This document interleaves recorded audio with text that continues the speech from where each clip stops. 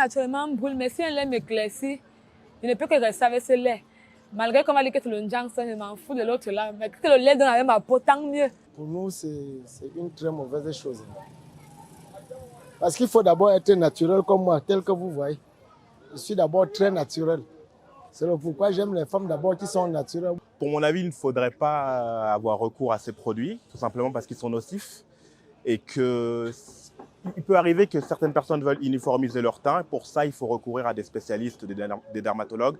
Mais en général, et puis on voit les gens qui sont dans la rue, en général, on voit que leur visage est vraiment atteint et qu'il y a vraiment ça peut provoquer des maladies, des cancers de la peau à long terme. Et c'est dur de pallier aux dégâts que ça fait. Des fois, ce sont des dégâts irréversibles. Beaucoup de personnes, surtout les femmes, estiment que pour être vite remarqué, il faut absolument se blanchir la peau, alors que cela cause un problème de santé. Mesdames et messieurs, bonjour et bienvenue à cette autre édition de votre émission Autant le dire. L'affaire Nourane Foting, députée à l'Assemblée nationale ayant investi dans l'industrie du blanchiment de la peau, a remis au goût du jour un vieux débat. Phénomène devenu banal dans notre société où la publicité sur ces produits dits éclaircissants a pignon sur rue autant que leur commercialisation fait florès. Si la dépigmentation pose un problème grave de santé publique, il s'agit aussi d'un business. Mais alors, du business de l'aliénation en tant que renonciation identitaire et négation de ce que nous sommes en tant que noirs. Se décaper la peau, entre guillemets, est également une manifestation psychologique d'infériorisation de la peau noire par rapport à celle blanche. Le débat est désormais ouvert sur le phénomène de la dépigmentation au Cameroun et le ministre de la Santé publique, Manaouda Malachi, a courageusement bien voulu prendre sa part dans ce débat qui fait rage en acceptant notre invitation. Merci de rester fidèle à Naya TV. Merci de regarder Autant le dire. Manaouda Malachi, bonjour. Oui, bonjour, M. Bruno. Merci infiniment d'accepter notre invitation. Pourquoi avez-vous fermé la boutique de Nourane? Je pense qu'il y a une méprise sur la question. Nous n'avons fermé la boutique de personne, mais nous avons rappelé aux uns aux autres ce qu'est la réglementation sur un certain nombre de choses. Et vous savez très bien que la manipulation de tout produit, c'est-à-dire qui peut être appelé médicament, doit se faire par un pharmacien et doit au préalable avoir une homologation pour être utilisé sur le territoire camerounais, avoir une autorisation de mise sur le marché. Et donc, nous avons fait que rappeler la réglementation, mais nous n'avons fermé la boutique de personne. Alors, cela signifie que ce sont uniquement les produits incriminés qui sont désormais interdits de vente au Cameroun et pas la boutique elle-même.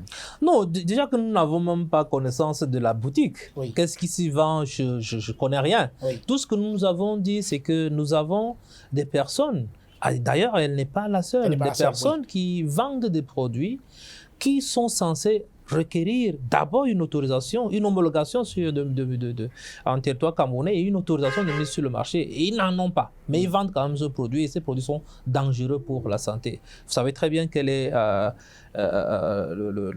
l'importance que le président de la République, son Excellence Paul Biya, accorde au problème de santé des populations camerounaises.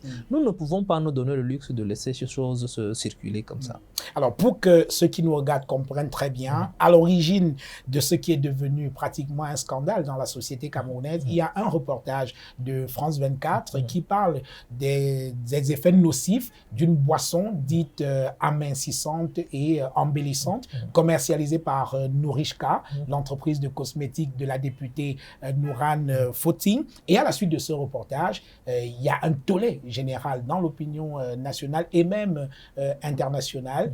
Et vous avez une première réaction sur Twitter qui consiste à dire que vous déconseillez vivement l'utilisation de ce produit. Assez mou quand même, non, comme réaction, alors que tout le monde disait que ces produits sont nocifs. Alors, je pense que nous devons aller un peu plus que cela, parce que beaucoup aujourd'hui prennent le reportage de ce média étranger comme étant le point de départ. Que non, pas du tout. Parce que nous avons, si vous allez bien, si vous avez une bonne mémoire, nous avons une lettre circulaire que nous avons adressée. Je me rappelle en mars 2019 déjà.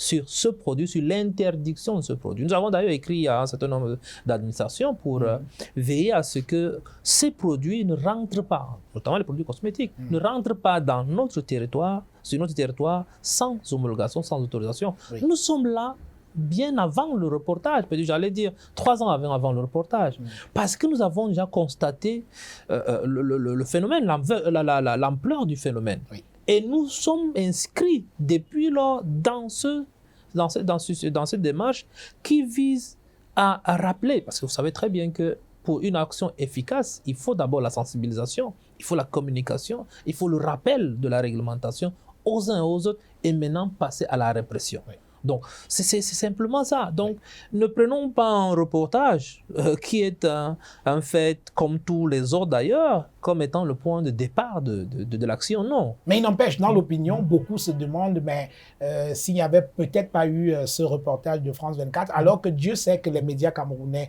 ont longuement parlé, que ce soit des reportages, des enquêtes, des portraits, tous les genres journalistiques qu'on peut imaginer sur le phénomène de la dépigmentation. Justement, c'est votre rôle à vous d'éclairer l'opinion sur ce genre de choses. Sauf que nous le faisons, vous ne réagissez pas, et France 24 fait, après vous avez cette Mais je vous avais dans la bonne information. Maintenant, je vous dis, c'est pas le reportage qui déclenche l'action, mais l'action a été déclenchée il y a cela 3 ans. Rappelez donc à ramener cette information aux autres et dites-leur que c'est pas le reportage, c'est votre rôle de toutes les manières. Nous avons fait le nôtre. Nous avons joué le nôtre pleinement. Parce que il faudrait qu'on se le dise, on n'est pas des suivistes au ministère de la Santé publique. Nous avons un agenda de transformation du système de santé qui a été validé par Monsieur le Président de la République. Nous suivons et nous sommes dans ce créneau. Si vous rentrez dans cet agenda, vous allez trouver cette action en bonne place. Si vous rentrez même un peu plus que ça, vous repartez sur la SND 30. Dans, je crois, sur le chapitre 4, qui parle bien d'une guerre acharnée contre l'utilisation des produits nocifs et l'utilisation des produits cosmétiques dangereux.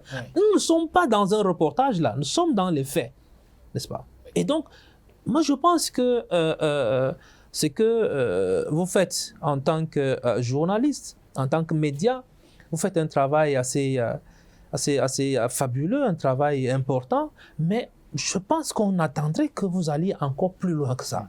Parce qu'au déclenchement de l'affaire, j'ai vu effectivement beaucoup de presse dire oui, mais c'est le reportage. Il serait allé simplement dans nos documents de vision, dans nos documents de stratégie, ils auraient vu que nous ne nous inscrivons pas dans un reportage. Alors, il n'empêche, à la suite de ce reportage-là, vous allez prendre un certain nombre de décisions demandant à toutes les entreprises qui commercialisent ce type de produits d'y mettre fin. Et vous avez rappelé un arrêté de 2007 portant réglementation de la production et de la distribution des compléments alimentaires, parce qu'effectivement, à sa défense, la députée Nourane Fotsine dit qu'elle ne vend pas de médicaments, mais plutôt un complément alimentaire. Oui. Est-ce que c'est un argument que vous avez entendu quand même? Non, nous avons entendu cet argument, mais cet argument n'est pas valable en l'état. Oui. Parce que même les compléments alimentaires font l'objet d'une autorisation de mise sur le marché, d'un agrément, parce qu'il faudrait que nous sachions exactement qu'est-ce que vous mettez à la disposition des Camerounais. Et ça, c'est un processus. Je le dis très bien, parce que ici, nous ne voulons pas que les gens prennent des choses comme cela est fait en ce moment. Oui. Il faudrait que nous rentrions dans l'encadrement juridique de l'activité. Et si nous rentrons dans cet encadrement juridique, nous verrons que nous ne devons pas mettre un produit à la consommation humaine et même animale sans autorisation au départ. Parce que l'autorisation consiste en quoi? Ce n'est pas la paperasse qu'on verra et on va dire oui, donnons à tel, ne donnons pas à tel.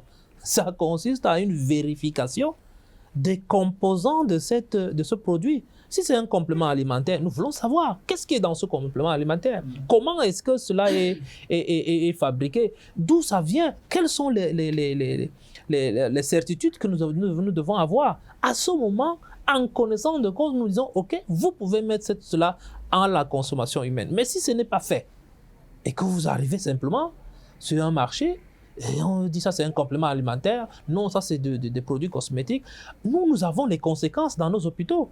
Aujourd'hui, nous avons une avalanche des maladies qui nous arrivent.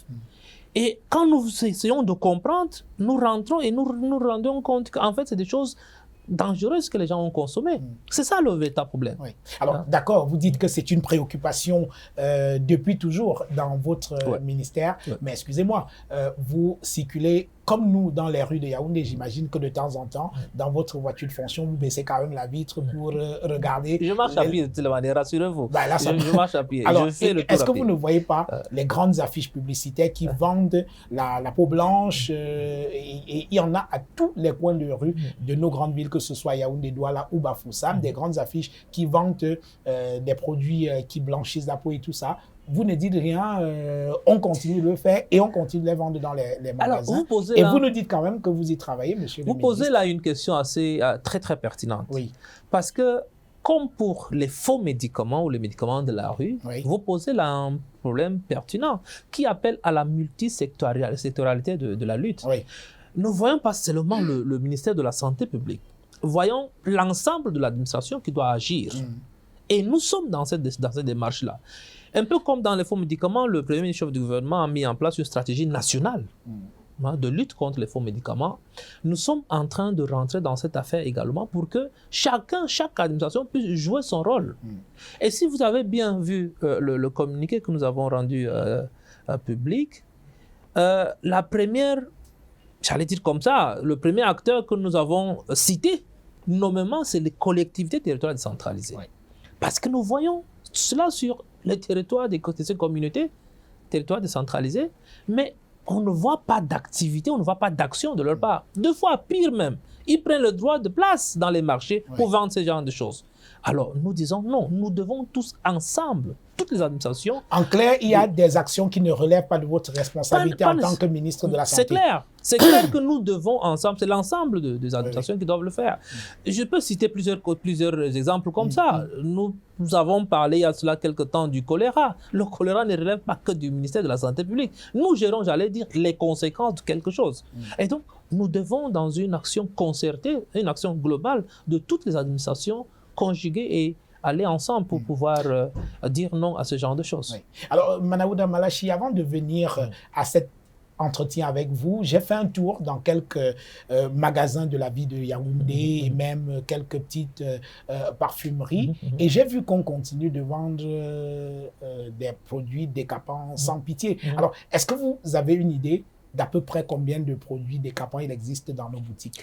Rassurez-vous, des équipes, je n'allais pas le dire comme ça parce qu'ils vont commencer à le retirer des étals, mais c'est aussi un des objectifs de notre démarche.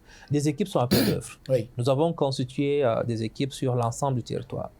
Du niveau central, nous déléguerons simplement des chefs d'équipe pour les 10 régions, mais les brigades que nous avons dans les délégations régionales ont reçu ferme instruction de faire systématiquement le tour de toutes ces structures pour pouvoir fermer le cas échéant lorsque nous trouvons ces produits. Nous les confisquons, nous les fermons. Nous les confisquons, nous les fermons. Au lendemain d'ailleurs de notre communiqué, on a fermé des structures à Douala. Je ne sais pas si vous êtes au courant, mais nous l'avons fait.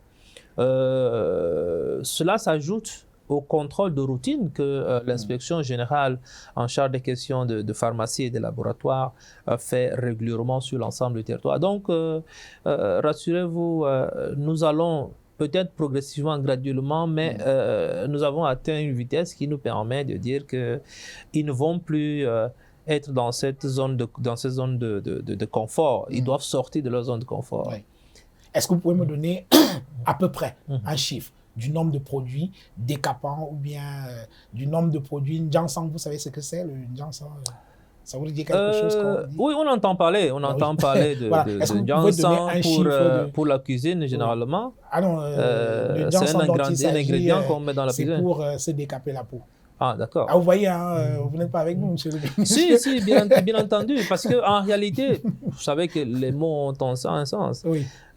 J'allais dire comme un de nos jeunes compatriotes, n'écriez pas sur moi, mais restons concentrés sur notre... Je me garde de crier sur monsieur le ministre. Restons concentrés sur notre sujet. Alors, sur notre sujet. J'ai une... Oui.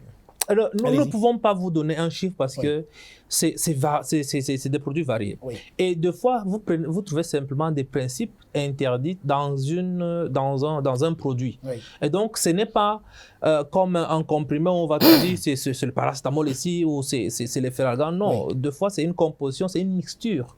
Et dans cette mixture-là, vous avez un élément qui est un élément interdit. Oui. Donc, il faut regarder. Et c'est pour ça que nous disons produits cosmétiques, plus globalement, nous devons vérifier.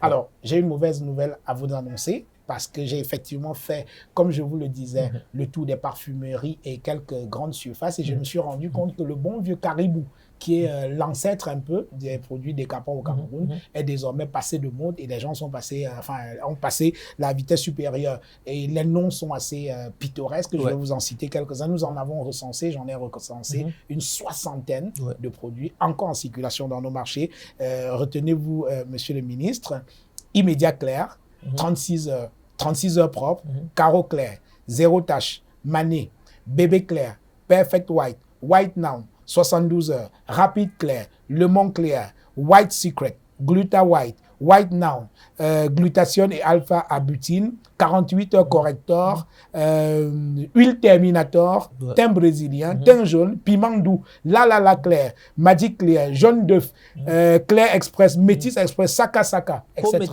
Peau métisse, peau jaune et tout le reste. Ouais. Franchement, en tant que membre d'un gouvernement, vous n'avez pas honte? Non, je pense que c'est les Camerounais qui doivent agir. Parce que s'il y a une vente, ça veut dire qu'il y a une demande. Et s'il y a une demande, ça veut dire certainement que soit on n'est pas au courant des effets secondaires de ce que nous utilisons, soit on s'en passe, et soit on viole la réglementation. Parce qu'en réalité, nous tous, lorsque nous allons dans une pharmacie, par exemple, lorsque vous achetez, et ça je sais très bien que vous le faites assez régulièrement, lorsque vous achetez le Ferragan, ne demandez pas simplement le Ferragan et prenez le produit et rentrez chez vous. Dès qu'on vous livre le Ferragan, prenez la boîte, regardez de quoi il s'agit. Regardez la date de péremption, regardez si c'est vraiment ce que vous recherchez. Parce que c'est ça le réflexe que nous n'avons pas aujourd'hui. C'est que nous allons en pharmacie, monsieur, est-ce que je peux avoir une boîte de Ferragan? C'est elle, vous prenez et vous tournez le dos. Il y a des gens qui ont administré des produits périmés à leurs enfants. Et ça, c'est grave pour une pharmacie, une officine, de vendre des produits périmés. C'est même sanctionnable par le code pénal. C'est la même chose que nous, en tant que consommateurs de ces produits. Donc, je pense qu'ici, ne jetons pas l'anathème sur quelqu'un d'autre, un acteur. Nous sommes tous des acteurs. Sur le gouvernement. Voilà. C'est un problème de santé publique. Oui, nous sommes tous des acteurs de cette affaire. Nous sommes tous des acteurs de cette affaire et je pense que nous devons commencer par nous-mêmes parce que nous sommes demandés. Vous ne pouvez pas imaginer le nombre de coups de fil et de menaces que j'ai reçus depuis que ces communiqués sont sortis. C'est de la part de qui? Ce n'est pas le gouvernement qui me menace. C'est un business. Voilà, c'est le business. Malheureusement, les gens viennent faire du business pour du business dans un domaine qui n'en a pas besoin. Parce que nous sommes dans la santé publique. Ici, il n'est pas défendu d'avoir de l'argent, de gagner de l'argent. Mais nous devons gagner de l'argent en ayant à l'esprit, n'est-ce pas, la santé publique comme étant objectif.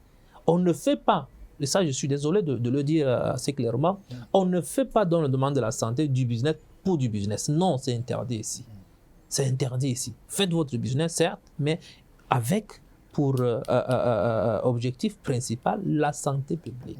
Et ça, c'est clair. Là, je voudrais questionner l'intellectuel que vous êtes davantage que le membre du gouvernement. Est-ce que vous ne voyez pas quand même la dimension aliénation qu'il y a derrière ce phénomène de blanchiment de la peau comme une négation de soi? Est-ce que c'est quelque chose qui vous préoccupe d'abord en tant qu'intellectuel avant d'être ministre de la Santé publique? Alors, je voudrais dire sur cette question que ce n'est pas une question qui se pose simplement aujourd'hui. Oui. C'est une question qui s'est toujours posée. Absolument. Pas simplement dans le domaine de la peau, mais dans plusieurs autres domaines. Et ce n'est pas une question, malheureusement ou heureusement pour nous, ce n'est pas une question aujourd'hui qui ne se pose que pour les Noirs. Ça se pose également pour d'autres communautés, les Occidentaux également. Oui. Il y a des Occidentaux qui veulent se noircir la peau. Vous le savez très bien. Pas tout à fait bronzé. Non, ils veulent se noircir même la peau. Il y a ceux qui veulent rentrer dans la peau noire. Il y en a encore. Donc, ce n'est pas un phénomène qui est propre à une communauté ou à... c'est vrai que c'est peut-être exacerbé chez nous. Oui, parlons de nous. Ouais, Parce par que mimétisme, nous, c'est un peu exacerbé. Oui, peut-être mais- que les autres le font par, je veux dire, pour des questions exotiques, Oui. alors que chez nous, il y a une dimension quand même psychologique derrière cette démarche. Voilà. Et Donc, c'est ça que je voudrais c'est pour questionner cela que avec vous. je dis ce n'est pas que dans ce domaine simplement que le problème se pose, c'est une question qui devrait faire l'objet d'une préoccupation globale. Quelle est la société que nous avons aujourd'hui et c'est pour quel futur que nous avons? Qu'est-ce que nous voulons pour nos enfants? Qu'est-ce que nous nous projetons comment dans 10 ans, dans 20 ans, dans 100 ans? Comment est-ce que nous, Africains, comment est-ce que nous, Camerounais, nous nous projetons? Donc moi je crois que c'est de cela qu'il est question aujourd'hui. Et donc si nous le prenons en tant que simplement une question d'assimilation, une question nous faisons fausse route. Oui. Il faut aller au-delà de cela et se poser la bonne question. Et je pense que les sociologues, les anthropologues, ils sont là pour analyser la question. Et peut-être c'est eux qui pourraient nous donner la bonne solution, les bonnes pistes pour pouvoir peut-être sortir de là. Naya TV a tendu son micro à quelques personnes qui voudraient s'exprimer sur le phénomène de la dépigmentation au Cameroun. Je vous propose, Manaouda Malachi, de regarder ce petit vox pop et nous revenons juste derrière. Alors la dépigmentation, oui, c'est vrai que c'est un phénomène qui n'est pas nouveau en Afrique du moins. Il est tellement pas nouveau qu'il y a différentes appellations en fonction des pays où l'on rencontre ce phénomène. Par exemple, ce qui ici au Cameroun, vous appelez ça le Jangsan. Alors, par exemple, en Côte d'Ivoire, c'est le Tchatcho, au Sénégal, c'est le Ressal et au Congo, c'est le Tchoko. En fait, Jansang au Cameroun, ça signifie un lait qui est éclairci, en quelque sorte. Plusieurs personnes, une Jansang, tu peux acheter un lait qui est éclairci, on dit que c'est le Jansang. Le lait à donner avec ta peau, tout simplement. Beaucoup de personnes, surtout les femmes, estiment que pour être vite remarqué, il faut absolument se blanchir la peau, alors que cela cause un problème de santé. Les femmes qui se décapent, pour nous, c'est une très mauvaise chose. C'est un phénomène, on ne sait pas depuis quand ça existe, il n'y a pas vraiment de statistiques non plus, mais effectivement, c'est quand même ancré dans la société africaine depuis beaucoup de temps et ça provoque souvent des dégâts irréversibles sur la peau. Oui. Vous êtes conscient que le décapage là laisse d'abord une autre odeur qui n'est pas très naturelle. Et vous voyez ce que ça peut accompagner derrière le décapage. Ce qui fait que ça ne fait plus, même la sensation par rapport à une femme, ça ne donne plus ce que nous connaissons de la nature. Voilà. C'est le pourquoi il faut éviter d'abord de se faire décaper. C'est un phénomène qu'il faut bannir parce que ça touche même l'estime de soi. Vous savez aujourd'hui que beaucoup de personnes pensent que pour être bien vu dans la société, pour attirer l'attention, il faut ressembler aux Occidentaux, aux Blancs, qui nous ont fait croire que tout ce qui était foncé, qui était noir, était négatif et que tout ce qui était à féliciter, à plébisciter et même à encourager devait être blanc. Les filles qui le font, c'est pas plaisir qu'elles le font. Chacun fait à sa façon. C'est qu'il lui plaît à sa manière. Je ne trouve pas l'inconvénient dans ça. Chacun est libre de faire ce qu'il veut de sa peau. Je ne vois pas l'inconvénient sur ça. Nous sommes là devant un phénomène de santé publique et l'ampleur que ce phénomène a pris dans notre société est telle que si les autorités sanitaires ne s'y intéressent pas sérieusement, nous allons avoir beaucoup d'effets néfastes dans notre société et je pense que c'est un phénomène qui mérite que nos autorités, que les autorités sanitaires s'y intéressent de façon sérieuse. Pour mon avis, il ne faudrait pas avoir recours à ces produits, tout simplement parce qu'ils sont nocifs et qu'il peut arriver que certaines personnes veulent uniformiser leur teint. Pour ça, il faut recourir à des spécialistes, des dermatologues. Mais en général, et puis on voit les gens qui sont dans la rue, en général, on voit que leur visage est vraiment atteint et qu'il y a vraiment ça peut provoquer des maladies, des cancers de la peau à long terme. Et c'est dur de pallier aux dégâts que ça fait. Des fois, ce sont des dégâts irréversibles. Il n'y a pas très longtemps, j'ai vu également des femmes qui proposaient des produits pour commencer à blanchir la peau de leur bébé dans le ventre, à ingurgiter des gélules, des produits. Et la promotion de ces produits dangereux se fait au vu et au su de tout le monde de façon quand même incroyable. et impunément, les gens s'adonnent à ça. Je pense à un moment que les autorités, le gouvernement doit pouvoir dire stop à cela.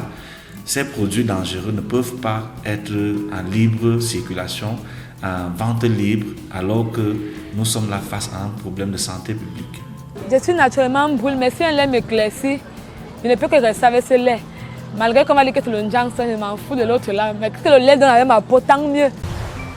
Voilà, retour dans ce studio avec notre invité, le ministre de la Santé publique, Manaouda Malachi, dans ce débat sur le phénomène de la dépigmentation au Cameroun, dont il a décidé courageusement d'en parler. Alors, Manaouda Malachi, est-ce que vous avez décidé d'entrer dans l'histoire comme le ministre de la Santé publique qui aura résolument mené la guerre, parce qu'il s'agit de cela, au phénomène de la dépigmentation dans la société camerounaise? Je pense qu'il faudrait peut-être prendre la chose autrement. J'ai décidé simplement de faire le travail pour lequel le président de la République m'a nommé. Oui. Et d'être au service des populations camerounaises et de pouvoir leur apporter ce que je peux dans la mesure du possible. Et donc, c'est le travail que nous faisons au quotidien. Il n'y a pas que cela. Il y a d'autres chantiers sur lesquels nous sommes, que le président de la République a instruit au gouvernement. Et nous sommes simplement en train de faire le travail pour lequel nous avons eu, n'est-ce pas, cette très grande confiance de M. le président de la République, son Excellence Paul Biya. Pour nous, c'est un privilège, c'est un honneur que de servir le peuple camerounais à ce niveau-là. Oui. Alors, nous l'avons remarqué avec vous, hein, il y a plusieurs administrations qui sont concernées par ce phénomène, au moins 4 administrations différentes, on ne va pas les citer. Est-ce que vous pensez que vous pouvez être l'élément déclencheur qui peut amener une réaction holistique à ce phénomène au niveau gouvernemental même? En tout cas, ce que nous avons fait, c'est nous placer sous le prisme de la santé publique et de déclencher l'action. Maintenant, nous avons effectivement rendu compte à notre hiérarchie pour solliciter peut-être une concertation globale avec d'autres administrations, mais je pense que nous sommes tous d'accord que c'est un problème de santé publique. Il faudrait régler ce problème, pas simplement au niveau des petits détaillants qui sont sur les étals de ces produits-là, mais il faudrait certainement agir à la racine. Et la racine ici, c'est l'entrée, nos ports d'entrée sur le territoire camerounais. Oui. Et donc, je pense que cette action est en cours. Nous avons tenu quelques réunions, nous continuerons de tenir les réunions avec toutes les administrations pour que ensemble nous puissions mener cette lutte contre les produits dangereux. Oui. Alors, je vais revenir, pardonnez-moi, quand même sur, au-delà de la question de la santé publique qui vous préoccupe au premier chef, il y a quand même cette dimension psychologique, je dirais même philosophique du phénomène de dépigmentation en tant que négation de ce que nous sommes en tant que Noirs, qui devrait commencer par là. C'est-à-dire qu'ailleurs, dans certains pays, en Amérique latine, au Brésil et même aux États-Unis, il y a des tendances du genre « Black is so beautiful » pour amener les gens à s'aimer d'abord comme ils sont. Est-ce que vous pouvez imaginer qu'on mène des campagnes de cette même nature dans notre société? Parce que tout part de là, hein, s'aimer tel qu'on est. De toutes les manières, moi je suis noir et j'aime bien ma peau. Oui, je vous scrute depuis là pour voir s'il y a une trace. Je n'ai jamais demandé quoi que ce soit. Et d'ailleurs, pour être très, très sincère avec vous, je suis un peu paranoïaque sur ces points-là. Donc quand j'ai un produit, je me rassure que ce n'est pas un produit éclaircissant parce que je n'en veux pas. C'est la troisième fois que je vous interviewe et vous avez toujours refusé d'être maquillé. Oui, ça c'est clair. C'est-à-dire que je refuse que je change quelque chose sur moi. Parce que c'est d'abord une conviction. Oui. Une conviction parce que Dieu nous a créés tels que nous sommes. Et Dieu a dit bien dans sa parole qu'il a créé l'homme et il a vu que c'était bien. Alors, comment nous, quelque chose que notre créateur, le Dieu, a vu que c'était bien, nous, on voit que c'est mauvais et il faut changer? Non.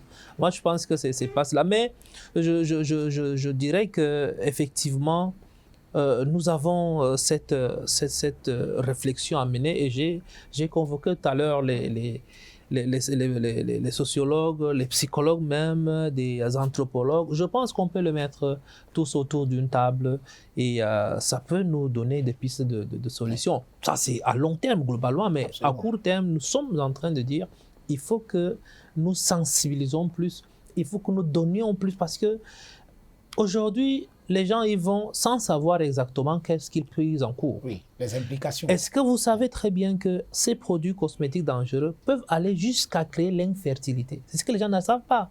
Peuvent créer le diabète, c'est ce que les gens ne savent pas. Ils peuvent avoir des cancers de la peau, ils ne le savent pas. Les irritations de la peau, les difficultés de cicatrisation post-opératoire, ils ne le savent pas. Donc, je crois que c'est parce que, deux fois, on veut imiter, mais sans toutefois avoir une connaissance exacte des conséquences de ce que nous voulons faire, poser comme acte, qu'on y va. Mais notre action va dans ce sens, sensibiliser, éduquer. Ça, c'est en ce qui concerne les consommateurs, mais en ce qui concerne les acteurs qui vont leur dire, c'est pas comme ça qu'on doit aller, on doit pouvoir donner. Parce qu'en réalité, même si demain, nous autorisons un certain nombre de choses, il va falloir mettre sur la banderole de publicité ce que la personne qui utilise encourt comme risque. Absolument. C'est ce que nous faisons avec la cigarette Avec de la toutes les cigarette, manières. par exemple, oui. Nous mettons là un poumon calciné, un poumon aussi, pour dire, vous pouvez bien fumer, mais voyez à quoi vous vous exposez. Il faut que la personne qui va y aille en connaissance de cause, en sachant exactement ce qu'il encourt. Vraiment, c'est notre Oui. truc. Essayons de rêver. Est-ce qu'on peut penser, par exemple, dans les prochains mois, dans les prochaines années, une loi Manaouda Malachi contre la dépigmentation? Vous y pensez? C'est pas un rêve, mais ce n'est pas non plus une loi Manaouda Malachi. Manaouda Malachi, ce n'est qu'un être humain qui passe. Il peut passer demain, il peut passer ce soir, il peut passer après 10 ans. Comme étant l'initiateur. Il passera. Il passera. Spécifiquement. Mais ce que nous devons savoir, c'est que dans le benchmarking, nous avons effectivement des pays qui ont totalement interdit ces produits cosmétiques. Bien sûr. Ils ont totalement interdit. Absolument. Il y a ceux qui ont simplement encadré la vente, la manipulation, l'importation de ces produits cosmétiques. Il y a ceux qui ont réduit à une liste de ce qui est permis et de ce qui n'est pas permis. Nous, ce que nous sommes en train de faire aujourd'hui, il faudrait déjà rappeler quand même que l'action que nous menons aujourd'hui a un ancrage juridique. Oui. Il y a la loi de 64 sur la protection de la santé publique. Il y a la loi, je crois, de 90 sur la profession de pharmacien. Oui. Il y a même le décret de 2013 qui organise le ministère. Voilà l'ancrage juridique. Il y a un certain nombre d'arrêtés subséquents. Voilà l'ancrage juridique, c'est que nous posons comme acte. Bon, nous pouvons aller, et c'est pour ça que les équipes sont à pied d'œuvre, nous pouvons aller jusqu'à un certain niveau dans le cadre du contrôle, de l'encadrement ou de l'interdiction, mais les choses sont en place, vous connaîtrez le moment venu.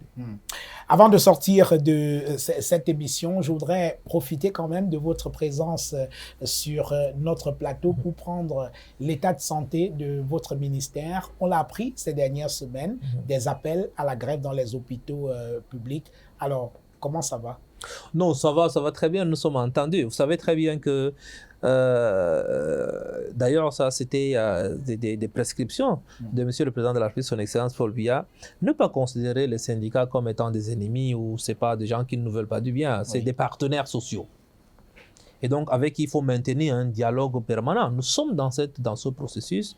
Et chaque fois que nous avons ça, nous nous asseyons toujours et nous trouvons des solutions. Effectivement, il y a eu des mots d'ordre de grève qui ont circulé pendant quelques semaines. Le ministre du Travail et de la Sécurité sociale et moi-même les avons reçus le samedi dernier. Nous avons discuté, c'était je crois le 13, nous avons discuté et on est parvenu à une solution partagée. Ils ont levé leur mot d'ordre de grève en donnant une période de 4 mois au gouvernement pour pouvoir mûrir et trouver des éléments de solution à leurs revendications. Nous pensons que nous travaillerons avec eux, d'ailleurs, à la recherche des solutions à ces revendications parce qu'il ne faudrait pas que les personnels de santé se disent que d'un côté, il y a les syndicats qui veulent leur bien et de l'autre côté, vous avez le ministère de la Santé plus que le gouvernement qui ne veulent pas leur bien. Non. C'est-à-dire que nous sommes tous dans la recherche du bien-être et des meilleures conditions de travail pour ce personnel de santé.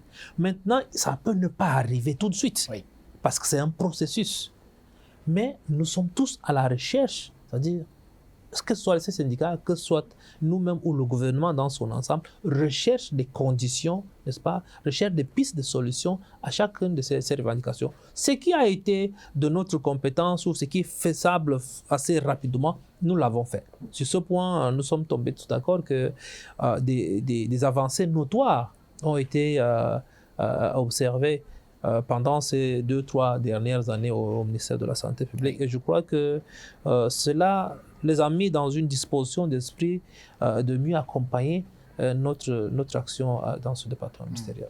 Et vous allez inaugurer dans les prochains jours, je crois, c'est l'hôpital de référence de Garoua. Oui, nous avons soumis cette demande à Monsieur le Premier chef de gouvernement pour lui dire en réalité que l'hôpital de référence de Garoua est prêt à être inauguré, parce que nous avons déjà fait d'ailleurs tourner, parce qu'à l'heure actuelle, en une semaine, ils ont fait 6 grosses opérations neurologiques au niveau de l'hôpital. C'est dire que nous avons d'abord un bon plateau technique à ce niveau, et nous avons des très bonnes ressources humaines qui sont aptes à faire ce genre de choses. Il y a cela quelques temps, on ne le faisait pas au Cameroun. Donc, je crois que l'hôpital est prêt à être inauguré. Nous n'avons pas que l'hôpital de référence de Garoua, nous avons le centre hospitalier régional de Ngaoundéré qui est presque prêt également. Celui de Bertois est également presque prêt. Nous pensons que d'ici le mois de septembre au plus tard le mois d'octobre, ces 2 centres hospitaliers régionaux pourraient également être inaugurés. Alors, un mot sur la crise du Covid-19. Le plus dur est passé. Vous prescrivez toujours une grande prudence. Alors, une question aujourd'hui qui taraude, c'est vraiment une plainte de nombreux Camerounais. Alors, un peu partout dans le monde, en Europe, où il y a eu des cas de Covid beaucoup plus graves que chez nous, une fois qu'on a été vacciné, il n'y a pas de problème, vous pouvez circuler dans toute l'Europe. Mais pour entrer au Cameroun, il faut absolument un test Covid datant de moins de 48 heures. Problème, c'est un test qui coûte quand même autour de 70 €. Et ça fait mal aux gens de payer cet argent. Mais je suis content que vous rappeliez ça, parce que lorsqu'on a demandé moi, j'ai aux payé, Camerounais, je vous assure, j'ai eu mal. Lorsqu'on a le président de la République a instruit que le test soit payant, chez nous, on a dit 30 000. Mais il s'est levé des voix pour dire, voilà, des gens qui veulent bouffer l'argent du Cameroun, qui veulent ci, qui veulent faire cela. Mais les gens oublient qu'à l'extérieur, les gens payent 150, 200 000. Ce même test. Oui, mais cet argent n'entre pas dans nos poches. 30 000. On enrichit d'autres personnes alors qu'on n'en a pas besoin. Sauf que c'est le principe de précaution. Oui. Parce que dans ces pays, effectivement, si vous voyez, les vagues sont en train de repartir, ça revient, ça repart, ça revient, ça repart. Par contre, chez nous, nous avons un calme plat depuis un certain nombre de temps. Depuis janvier, nous avons un calme plat. Donc, je crois que c'est le principe de précaution qui a fait en sorte que nous continuons à surveiller. Tant que nous n'avons pas une assurance que nous pouvons facilement accueillir tout ce monde-là sans qu'il y ait une flambée, nous allons continuer à le faire. Rappelez-vous simplement que cela nous a sauvé beaucoup de certaines choses lors de la CAN, n'est-ce pas? Oui. Parce qu'on annonçait une explosion des cas, mais les mécanismes, les dispositifs que nous avons mis en place sur la très haute directive de Monsieur le Président de la République nous a permis de faire une CAN et les gens sont rentrés chez eux sains. Donc, je crois que c'est des principes de précaution. Pour le moment, je voudrais que nos compatriotes laissent les techniques, n'est-ce pas, les techniciens de la santé faire leur travail et qu'ils fassent les leurs. Donc, on continuera pour le moment, continuons de faire d'abord, le test pour entrer au Cameroun. Continuons d'abord. C'est une dépense quand même qui fait mal. Ah oui, mais si vous avez... avez discuté avec plein de gens. Si vous avez déjà de l'argent pour voyager, vous avez la chance de voyager. Ce n'est pas tous les Camerounais qui ont la chance de voyager en ce moment. Les Camerounais ne demandent qu'à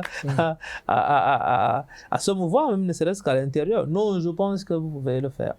Si vous avez la chance de voyager, vous pouvez le faire. Alors, cette émission est terminée. Et juste après cette émission, si vous en avez convenance, Manaouda Malachi, ministre de la Santé publique, je voudrais vous inviter dans un restaurant. Assurez-vous, c'est un restaurant qui est digne de votre rang. Hein, et on y fait... Vous n'en avez pas besoin. Hein. Moi, j'ai souvent l'habitude de m'asseoir sur les bancs, là, quelque part, pour manger mon beignet haricot. Hein. Alors, c'est justement ça. Je voudrais vous proposer qu'on aille manger un bon plat de beignet haricot bouilli. C'est le meilleur qu'on fait ici à Yaoundé. Ah, ben ça bien. Moi, j'irai à ce niveau-là. Parce que c'est un aliment que j'aime bien. Un monsieur dit que c'est dangereux. Oui, mais ça, il le dit, mais vous savez... Nous avons tous grandi, parce que c'est curieux. Oui. C'est là, lui, il trouve que c'est dangereux. Ça peut être dangereux si on ne maîtrise pas la conservation, on ne maîtrise pas la cuisson, si on ne maîtrise pas les conditions d'hygiène. Évidemment, même c'est pas que le beignet haricot, même les saucissons que vous mangez souvent le matin, avant de sortir de chez vous, ça peut vous faire mal au ventre si les conditions d'hygiène ne sont pas remplies. Oui. Donc, non, lui n'est pas dans l'hygiène. Il dit que le beignet haricot bouilli est un truc... vraiment, monsieur Bruno Tanier, nous avons grandi avec cette affaire. Et je dis, je continue à le manger au moins 2 ou 3 fois par semaine. C'est-à-dire que rassurez-vous, au moins 2 ou 3 fois par semaine, c'est mon petit déjeuner d'ailleurs que j'aime, que j'affectionne le plus. Ben, c'est tant mieux. Avec ou sans piment? Vraiment, non, sans piment, parce que je suis allergique au piment. Manaouda Malachi, voilà. Merci. Merci infiniment d'avoir accepté notre invitation. Nous sommes très honorés chaque fois que vous acceptez de répondre aux questions de Naya TV. Merci infiniment. C'est moi qui vous remercie parce que vous faites du très bon travail. Merci. Et c'est notre manière à nous de vous encourager à aller de l'avant. Soyez aussi pertinents comme vous l'avez toujours été. Je crois que c'est pour le bien des Camerounais. Vous irez loin. Merci. Merci. Mesdames et messieurs, merci d'avoir regardé Autant le dire avec notre invité, le ministre de la Santé publique, Manaouda Malachi. Je vous donne rendez-vous la semaine prochaine avec un autre invité. Ce sera toujours avec le même plaisir.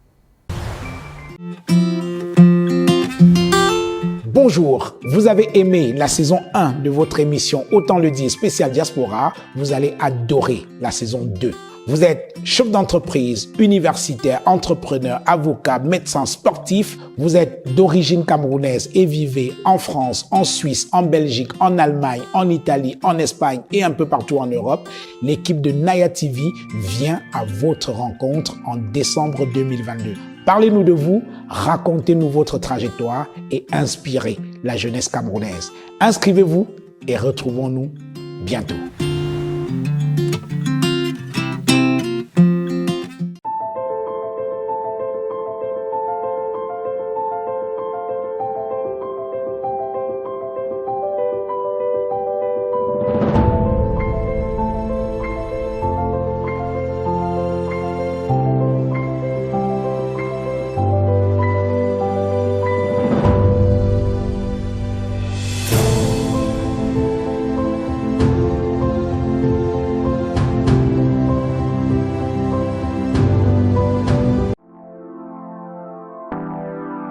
Nous avons pensé.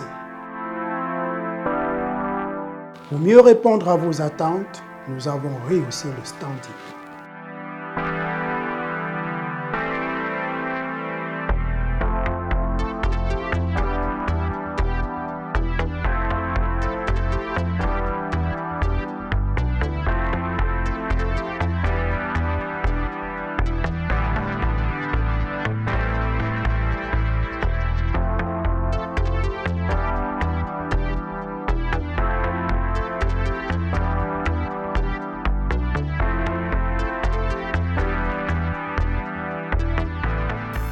Hotel Le Quai d'Orsay. Better than what you imagine.